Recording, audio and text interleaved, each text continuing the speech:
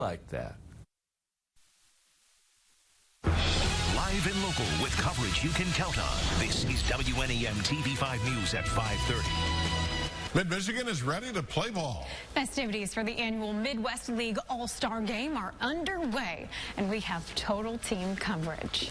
A big night in Midland as the high school All-Star Game is underway, and we're just hours away from the Home Run Derby. Good evening, everyone. Thank you for joining us. I'm Frank Turner. And I'm Meg McLeod. Let's get right to TV5's Cameron Ridle, who is live at Dow Diamond. So what's going on, Cam? Well, Meg, we are having a good time out here. TV5 has been on the scene since the sun came up this morning.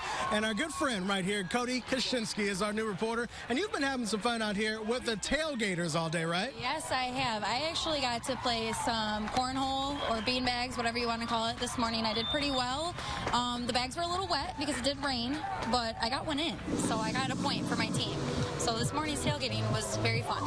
Have you been running in and out of the dugout today because it's raining, then it's sunny? Actually, wow, back there it's gotten really dark and it's really bright over there. I know, it's total opposite ends of the spectrum over here, but yes, I was in and out of the dugout to protect my hair, but I don't think it really worked out today very much, so it's fine. Well, we're going to hear from you at 6 o'clock because you've been talking with the people who are protecting this field, who literally have to run out here at a last minute if it starts to rain. Yeah, they don't even have to have a workout today because they basically have to roll a tarp up, and so they have very strong muscles. They actually get people behind their desks to get out and roll the tarp up, so that's pretty cool, I thought. All right, well, they're moving quick. We've been moving quick today on TV5 News. We're going to have continuing coverage of everything that we will be doing here today. As I said, we've been here all day covering this event that's going to happen today and tomorrow. And one of the other people who has been a part of our team coverage is sports reporter Jason Fielder. Jason, good evening. You've been talking about the Home Run Derby that's going on tonight. That's the big one tonight. Everybody loves home runs, you know, and tonight it's going to be on display. Some of the best young talent in the Midwest League, some of the best home run hitters in the league are going to hit balls out of the ballpark tonight. I caught up with a couple players just a little bit ago as they got into the ballpark in the clubhouse. They're excited to try and put on a show for the fans. Usually in BP now, I try to hit a lot of opposite field stuff to try to get my swing. That's when I feel at my best. So I kind of have to scratch that and try to just completely change my swing. But I'm really looking forward to it. I'm just trying to have a good time. You see, there's going to be a lot of good competition. There's Vlad, there's Rincon, so there's going to be like a lot of good power. So let's see what's going to happen. I'm just ready to have fun. Do you like your chances? Yeah, I mean, I'm not going to doubt myself. I think I can compete with the best of them, so I'm going to go out there and try to put on a show. So 6 of the 8 batters in the Midwest League Home Run Derby are right-handed, and the wind is blowing out to left. So they're very excited about having the wind at their backs and hopefully hitting more home runs out of the ballpark. Yeah, because as we've been saying, we're watching that corner because I don't know if you guys can see it in the background, but the sky, it's looking biblical over there. Over there, quite heavenly. And so we are keeping literally an eye to the sky out here at the Dow Diamond. We got to send it over to Brian Bachman to let us know, Brian, which way should we be running in the event of some weather coming our way?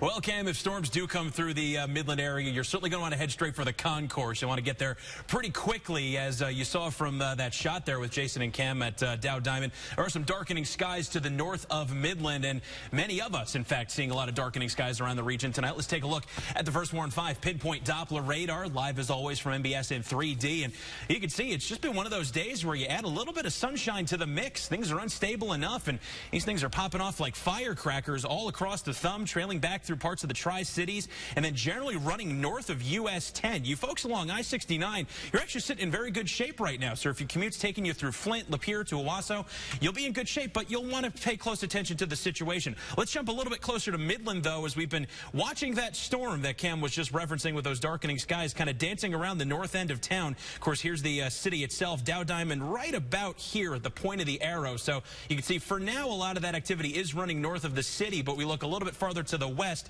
just to the west along M20, in fact, west of Lee, and you do see at least another shower. So if it's not the larger storm to the north of town, it may be some of those lighter showers to the west that roll through, but I don't expect anything that would completely rain out the activities tonight. Also, as we jump over into the thumb, we've had some storms that have had a history of producing half-inch hail in addition to winds in excess of 30 to 40 miles per hour and quite a bit of cloud-to-ground lightning, anywhere from about Harbor Beach and Delaware back to the south and west near the Caro area. So just keep a watchful eye on the skies this evening. Temps where we've seen the rain generally in the 60s, but drier spots generally hanging on to the 70s right now. So if you can manage to avoid that wet weather, it at least remains a pretty comfortable evening. So if you are headed out for the remaining parts of the high school all-star game as well as the home run derby tonight, 74 degrees at Dow Diamond and dry for the moment, but we'll keep that chance of storms in when the derby gets underway officially at 7:05.